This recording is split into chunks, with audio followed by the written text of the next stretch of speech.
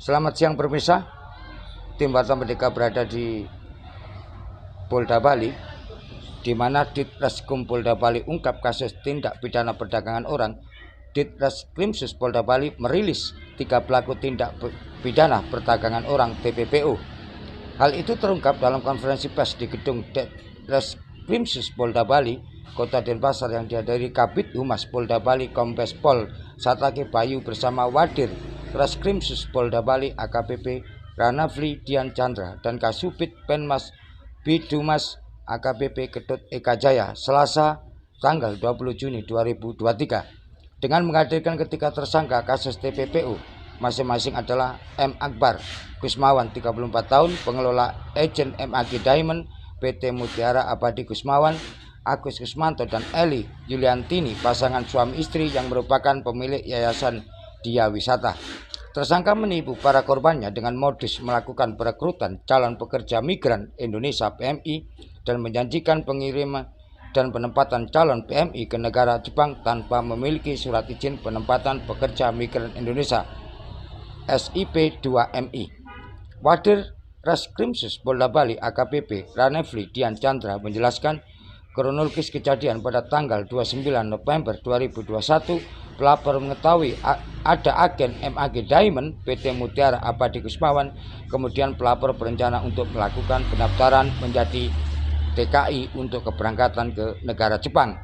Pelapor mendapatkan persyaratan dari perusahaan atas nama PT Mutiara Abadi Kusmawan. Selanjutnya pelapor diminta untuk melakukan pembayaran sebesar 35 juta rupiah. Dan setelah melakukan pembayaran tersebut, pelapor diberikan pelatihan oleh perusahaan selama 3 bulan di kampus Stikom Bali di Renon.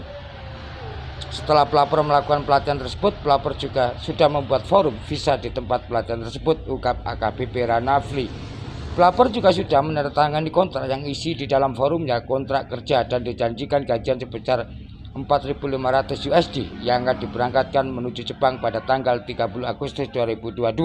Namun hingga saat ini pelapor dan kawan-kawan belum diberangkatkan.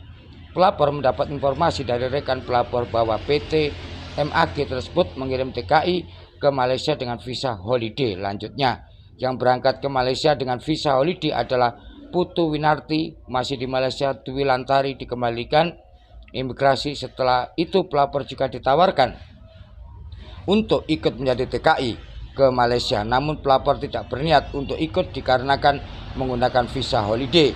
Dan ternyata teman-temannya pelapor sudah ada yang berangkat ke Malaysia, kemudian ada beberapa orang teman pelapor dikembalikan oleh imigrasi dan tidak diberikan gaji. Kemudian atas kejadian tersebut selanjutnya dilakukan penyelidikan lebih mendalam untuk menentukan ada atau tidak adanya tindak pidana, tutur AKBP Ranafli. Jumlah korban yayasan sekitar 30 orang. Dengan biaya pemberangkatan calon PMI ke Turki membayar 35 juta untuk biaya pemberangkatan ke Selandia Baru sebesar 75 juta, di mana uang yang diterima oleh Yayasan Eli Yuliantini sebanyak sekitar 2 miliar dan sudah diserahkan kepada PT Mega Angkasa dan PT Arin Anugrah sebesar kurang lebih 1.600.000.000 rupiah. 600 juta rupiah. Kami ulang, korban yang sudah melapor sebanyak 5 orang, korban yang belum melapor sekitar 25 orang, sedangkan jumlah korban agen MAG sekitar 280 sampai 290 orang. Korban yang sudah melapor sebanyak 17 orang, korban yang belum melapor sekitar 283 orang. Dengan membayar biaya pemberangkatan ke Jepang masing-masing kandidat atau calon PMI sebesar 25 juta rupiah sampai 35 juta rupiah. Uang yang masuk ke rekening perusahaan PT Mutiara Bali Kumawan sejumlah sekitar 3 miliar rupiah, namun sudah diserahkan kepada Gina Aguilo Cruz melalui transfer dari rekening perusahaan ke rekening Ibu Gina, rekening Maybank.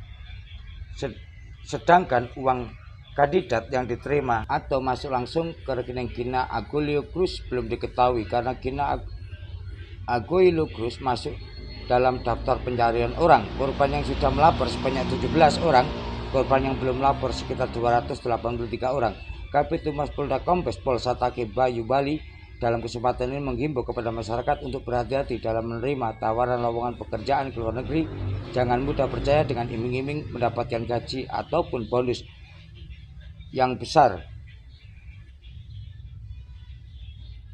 maupun tanggungan segala fasilitas hingga proses keberangkatan dari perekrut atau penyalur tenaga kerja.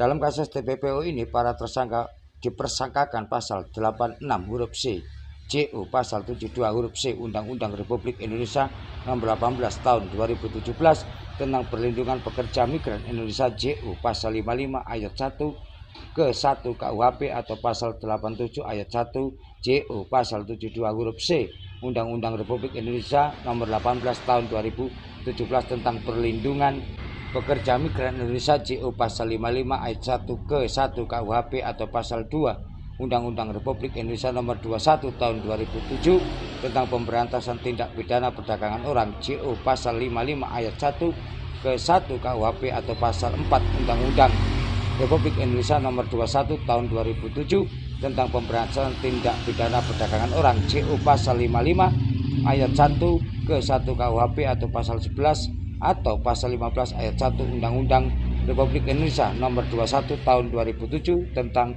pemberantasan tindak pidana perdagangan orang, JU pasal 55 ayat 1. Demikian pemirsa, kami dari Bali melaporkan dari Warta Merdeka. Selamat siang dan salam patuh prosedur.